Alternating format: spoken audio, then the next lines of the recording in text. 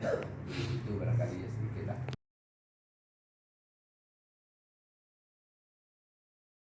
Mudah-mudahan berjaya lah di masa depan akan datang. Karena bagaimanapun masa depan Indonesia ini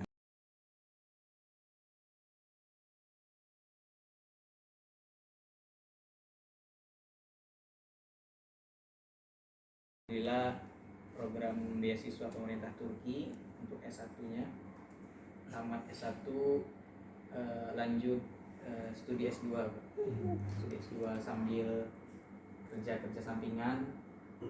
Alhamdulillah di perjalanan studi S2 berkeluarga juga Pak, dikaruniai satu orang anak umur 1 tahun sekarang. Alhamdulillah nikah sama orang Turki.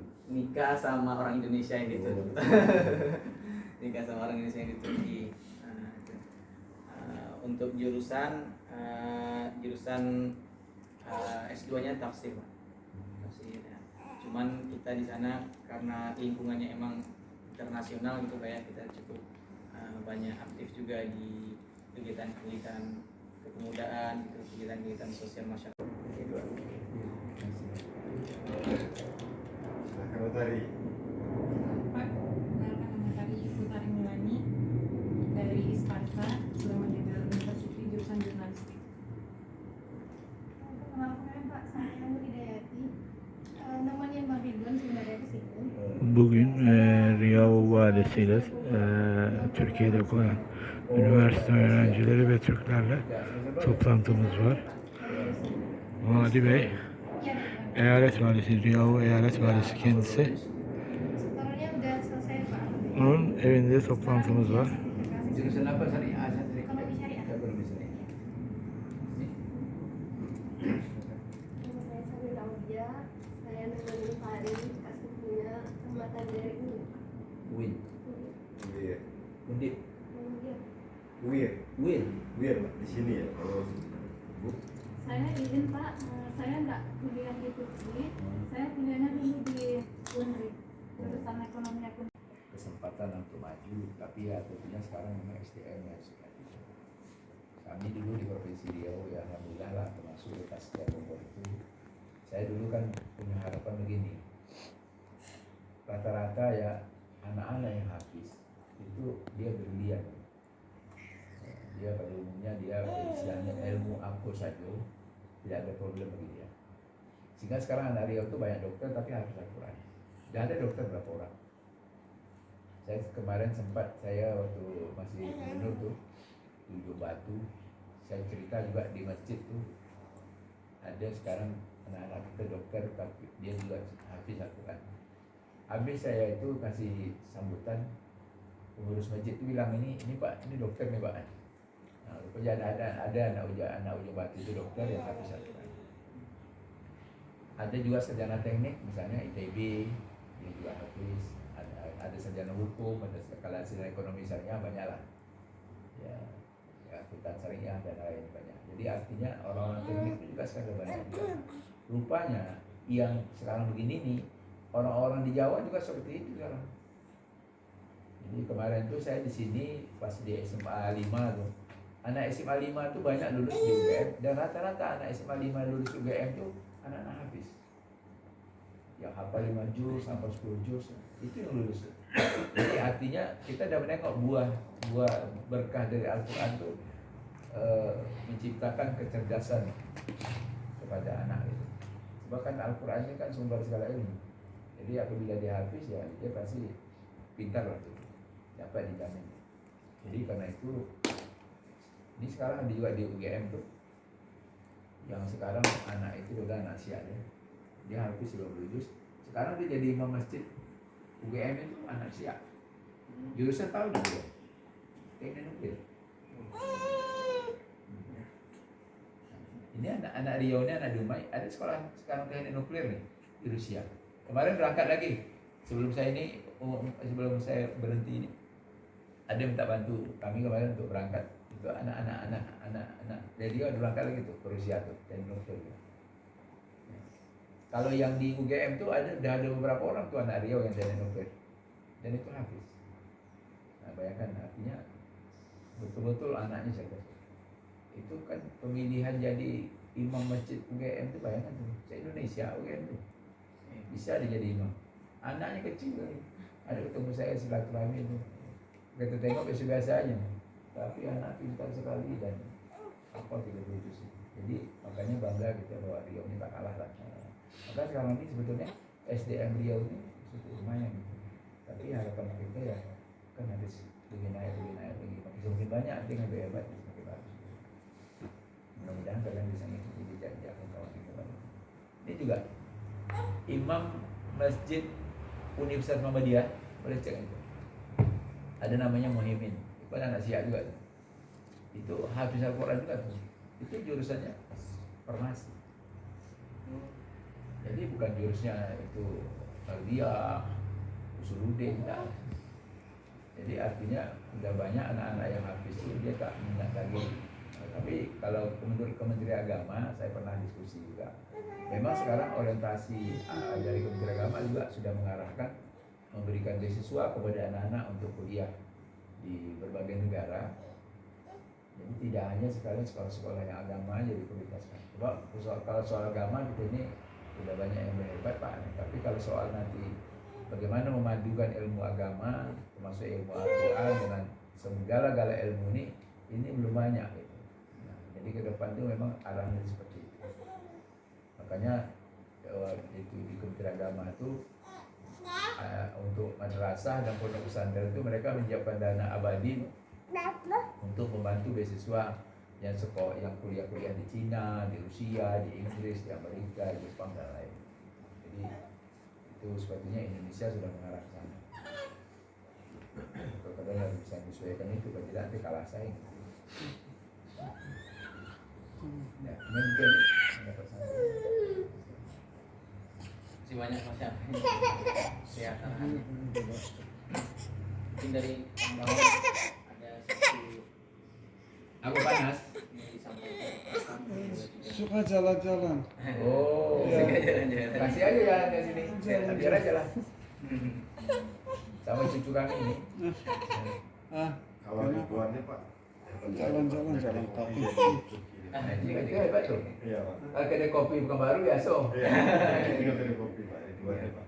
Kami waktu itu ke sana tuh dengan di tempat dia nih.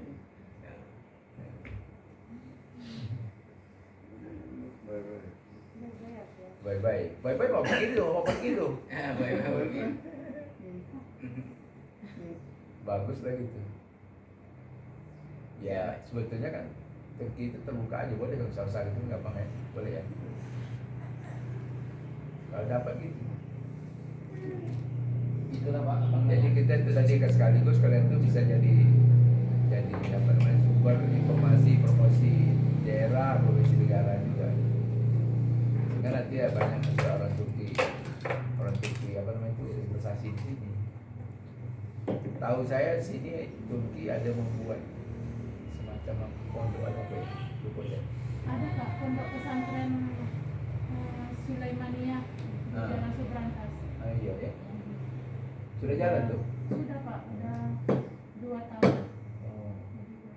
Dia juga ada juga kerjasama dulu dengan pondok yang kebetulan pimpinan pondok masih tahu saya ini.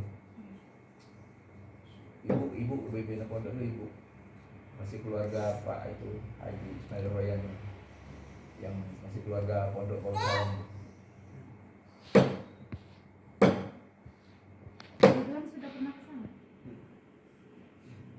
Jadi itulah Pak. Jadi kalau misalkan nanti Bapak di DPR atau nanti terpilih lagi jadi gubernur, insya Allah apabila ada yang bisa kami bantu atau kami kontribusikan untuk daerah ini kan insya Allah kami siap.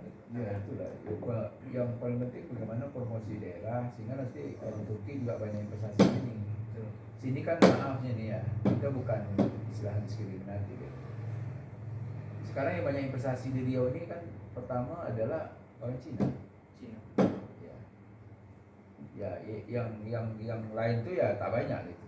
Artinya kalau ada orang misalnya orang Malaysia, orang kita Melayu itu tak ada juga tapi tak banyak gitu. Jadi artinya dalam arti kata banyak yang non Muslim ada Muslim. Iya. Saya dulu pergi ke Arab Saudi, saya juga sempat ketemu tuh dengan beberapa pengusaha ya di Madinah gitu. Saya juga nawarkan beliau. Saya bilang, misalnya gini ya, kita di sini ini kan mengembangkan ekonomi syariah. Indonesia juga mengembangkan ekonomi syariah, termasuk Riau ya. Riau ini kan sekarang dijadikan semacam pusat ekonomi syariah gitu. oleh waktu itu kan Pak Wapres gitu. Artinya di sini sebetulnya sumber untuk mengolah ekonomi syariah itu banyak sih. Misalnya tadi saya bilang kan sagu, sawit. Nah, kemudian juga bisa ini ikan patin kan kita menghasilkan besar. Sementara kan ikan patin ini kalau kita makan di restoran di luar negeri lah ya, atau masalahnya di apa namanya tuh misal di umroh gitu, itu bilang orang ikan dori itu kan ikan patin. Ini ikan apa, ikan dori itu ikan patin, orang itu bilang ikan dori. Tapi kebanyakan ikan patin tuh yang masuk ke negeri Arab begitu, itu kebanyakan dari Vietnam. Sementara Vietnam itu kan non muslim. Contohlah orang Melayu Malaysia lah pernah nyampe kepada saya, orang Melayu Malaysia itu kalau di kampung dia di Malaysia itu dia tak mau pakai ikan patin. Saya waktu itu tanya kenapa tak mau? Karena rata-rata yang membudidayakan ikan patin di Malaysia itu adalah orang Cina. Jadi orang itu takut makan ikan patin itu tidak halal. Jadi malam makan ikan patin dia datang ke sini baru dia makan ikan patin. Kalau di sana busuk baunya Pak. Kami khawatir, takut kami itu repot-repot babi itu kasih makan ikan patin. Sampai begitu pemikiran dia. Maksud saya, karena ini Turki juga banyak muslim yang besar. Maksud saya itu yang kalau bisa bagaimana mengembangkan yang sumber-sumber makanan halal, minum halal. Misalnya minum halal sini madu lebah banyak. Tapi madu lebah kita itu untuk diekspor Malaysia, itu juga orang Malaysia kan cerdik. Dia mau menerima ekspor apabila yang itu aja bawa itu madu bawa sana. Sampai sana dia kemas itu. Jadi kemas sendiri. Jadi akhirnya itu tak punya nilai tambah bagi kita di sini. Dia kalau bisa dia buat sini. Dulu udah ada pernah waktu dulu pas Covid batal itu.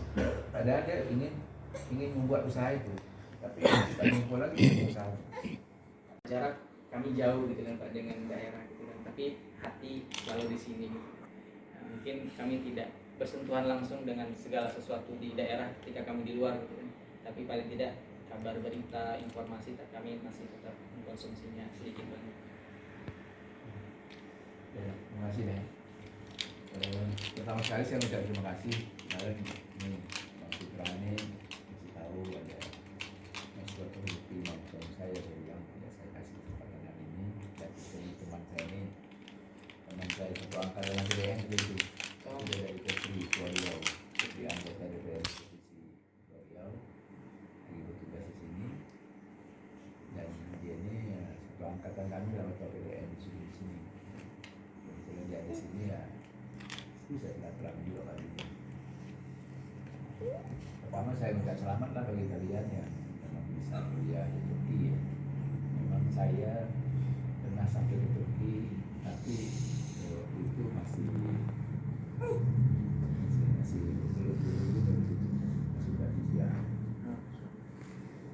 itu juga salah saya bulan puasa itu karena kami waktu itu sebelum puasa kami singgah ke Turki, habis itu langsung ke umroh. Tadinya mau balik lagi ke Turki, tapi waktu itu Turki musim dingin. Saya waktu itu kan bilang sama anak saya gitu, kita ke Turki lagi, saya bilang. Itu kan datang ke Turki sekejap aja, itu tak lama lah. Datang besok ke Turki lagi. Terus anak saya bilang, dah penat lah, penat balik kami lawat Singapura. Jadi saya tak lagi. Tapi semasa saya jadi gubernur Riau ya alhamdulillah saya bisa ke Mesir, saya bisa silaturahim dengan anak-anak Riau yang ada di Mesir. Dan sempat juga silaturahim dengan anak-anak kita yang kuliah di Madinah. Nah, Riau juga banyak kuliah di Madinah. Jadi baik S1, S2 dan masuk S3. Masuk di Mesir ya, lebih banyak di Mesir. Jadi sebenarnya menurut saya kalian kuliah di Turki juga tentunya ini bagus juga, karena kuliah di Turki dan kuliah di Mesir beda. Coba kalau kuliah di Mesir juga Madinah jelas fokusnya agama aja. Boleh dikatakan hampir tidak ada anak Riau itu yang kuliah misalnya pertanian, kedokteran. Padahal di Mesir itu juga pertaniannya juga bagus, kedokteran juga bagus. Tapi pada umumnya semuanya agama. Tapi ya karena itu memang senang dia ya kalah. Tentunya bagi kalian ya patut bersyukurlah bisa kuliah di Turki. Kuliah di Turki ya sekaligus sebenarnya sambil kuliah itu juga memperkenalkan daerah kita dan negara kita. Karena sebenarnya di Riau ini kan masih banyak potensi yang belum berkembang sesuai dengan apa yang diharapkan. Ya misalnya ya kita tahu bahwa di sini kan penghasil sawit, penghasil migas, kemudian juga penghasil sekarang sini juga ada batu bara, ada penghasil yang kelapa juga besar, ada sagu juga, ada karet. Artinya di sini ini juga banyak orang pengusaha, tetapi juga kan menurut saya belum maksimal yang berkenaan dengan kemakmuran rakyat. Tapi kalau nanti banyak hilirisasinya dari berbagai usaha yang ada di sini, yang itu juga bisa dimanfaatkan juga bagi anak-anak Riau, bagi saya itulah yang bermanfaat. Tadi sebenarnya Bapak waktu Gubernur Riau itu merancang kami kerjasama dengan Jerman, mengirim anak-anak untuk belajar di Jerman. Karena di Jerman ini kuliahnya gratis. Waktu itu kami sudah tahu apa yang harus disediakan Pemda. Pemda itu tak perlu dia menyiapkan duit untuk beasiswa. Ya, jadi kenapa? Karena beasiswa itu sudah ditanggung oleh pemerintah Jerman. Karena kuliah sambil kerja gitu, kuliah sambil kerja. Dan kita kemarin juga difasilitasi oleh orang kita yang ada di orang Indonesia yang ada di sana, yang organisasinya namanya Global Katalis, dan Global Katalisnya itu direkturnya pun orang Pekanbaru, anak Pekanbaru itu, yang bekerja di Jerman, dan dia adalah dokter rumah sakit, dia kerja di rumah sakit di Jerman. Karena itu saya sebetulnya sangat ambisi waktu itu bagaimana juga ke depan ini anak Riau juga tidak kuliah di Turki. Ini banyak kuliah anak Riau ini kan selain di Mesir, Turki, ya, kemudian ya Arab Saudi gitu. Tapi yang kalau misalnya ke Jerman, ke Jepang ini kan masih bisa itu menjadi sedikit sekali. Jadi karena itu saya sangat tertarik sebetulnya waktu itu. Tapi diharapkan dari pemerintah Jerman itu saya harus kunjung ke sana karena ada kita buat kerjasama gitu. Nah, itu yang paling saya tak dapat. Karena waktu itu tak dapat diizinkan oleh Menteri Dalam Negeri. Ini tadi berapa bulan puasa ini lah, saya kemarin baca itu kan Jerman itu membutuhkan 600.000 tenaga kerja dari Indonesia. Yang tenaga kerja ini juga sekaligus bisa kuliah di Jerman. Itu namanya sekaligus yang namanya pendidikan vokasi itu. Jadi dia kuliah, kerja, dan itu dibiayai oleh pemerintah Jerman. Jadi orang tua tak payah lagi keluar duit. Nggak perlu lagi kirim duit setiap bulan. Tapi yang ditanggung waktu itu cuma berangkat di sana itu. Berangkat itu tanggung Pemda lah. Itu biayanya 52 juta. Seluruhnya clear semuanya. Nah, sampai di sana dia sudah nanti dia bisa kuliah di sebuah kampus yang telah disediakan. Nanti juga dia langsung bekerja di perusahaan yang sudah ditampung. Nah ini kan tidak ada nih dunia yang macam itu. Mungkin Turki juga belum ada begitu. Nah, karena itulah saya minat sekali. Yang sudah sejar sama dengan sana itu baru waktu itu adalah NTT, Nusa Tenggara Timur. Nah, makanya saya bayang waktu itu Nusa Tenggara Timur ini kan kalau dengan Riau kan jauh sekali di bawah Riau. Artinya dari segi potensi sumber daya alam ya. Nah, jumlah penduduknya juga masih sedikit. Karena itu saya sangat tertarik, itu yang belum kesampaian kemarin. Tapi saya berharap mudah-mudahan nanti ya gubernur yang akan datang pasti apa ya mudah-mudahan dapat melanjutkan itu, karena menurut saya itu bagus sekali. Dan dalam perjalanan saya ke daerah itu rata-rata orang-orang daerah-daerah itu banyak sangat ingin tuh bagaimana kita belajar di Jerman, anak kami bisa belajar di Jerman. Anak Rio ini sekarang sudah bernafsu nih. SMA itu bagaimana belajar bahasa Jerman. Bahasa satu memang harus pandai bahasa Jerman. Yang kalian juga harus pandai bahasa Turki ya. Jadi artinya sebetulnya belajar bahasa tak begitu sulit juga. Jadi makanya kami sebetulnya itu lagi ke depan itu untuk kerja. Jadi begini, Rio ini kan saya kan sebagai pemimpin ini sebetulnya sangat konsen kepada pendidikan ini. Karena bagaimanapun sumber daya alam ini tidak ada artinya kalau memang tak bermanfaat untuk rakyat Riau.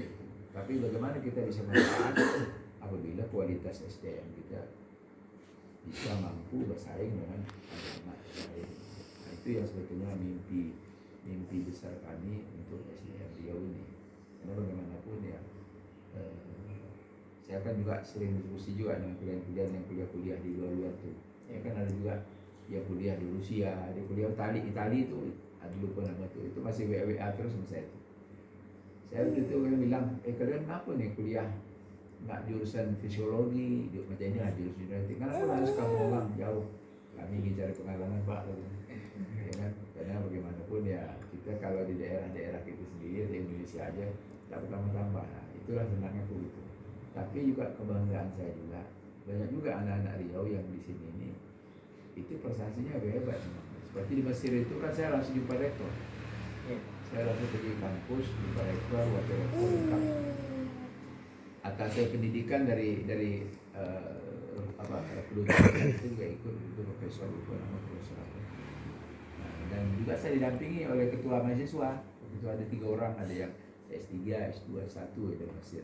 Bangganya saya selaku pemimpin itu, rektor membanggakan anak Riau. Pertama, anak Riau ini baik katanya. Kemudian anak Riau ini pintar-pintar gitu. Nah, saya harapkan juga kalian kuliah Turki juga pintar. Karena orang Turki itu pintar juga. Jadi maksud saya itu kalau kita bertanding ataupun kita kuliah di luar, ya kita harus bisa gitu. Karena sekarang ini yang saya tahu salah satu teman-teman tadi anak Riau itu di Jerman. Dan sekarang ada anak Riau itu di Jerman, itu yang sebetulnya waktu itu saya ingin betul ketemu itu sama anak Riau. Anak Riau itu sekarang ada salah satu yang sudah kuliah di Jerman, sekarang dia bekerja di Jerman, bahkan dia punya dewi kenegaraan. Dia sekarang warga negara Jerman juga, Indonesia Jerman, dan itu anak terbaru. SMA-nya pun SMA 1 terbaru. Kenapa saya senang dengan anak itu? Saya belum ketemu.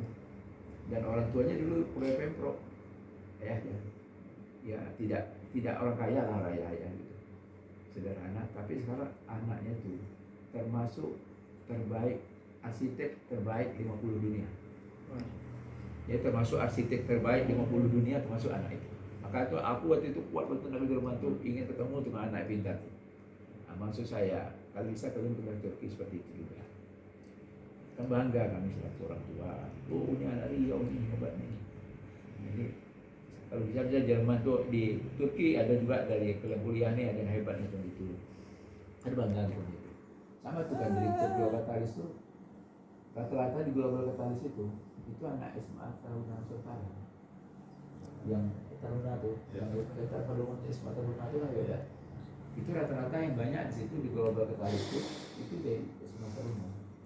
Tapi yang kalau salah yang dari Riau itu adalah SMA 1 kemarin. Jadi artinya kita kan ya kalau ada sekolah kita disebut setidak-tidaknya kan sekolah kita kan bermutu juga bisa mempersiapkan arsitek dunia yang kita banggakan. Jadi makanya ini saya ya kalian juga diikuti juga mungkin ada juga yang hebat kayak gitu sehingga nanti balik ke daerah ya kembali mana pun ya.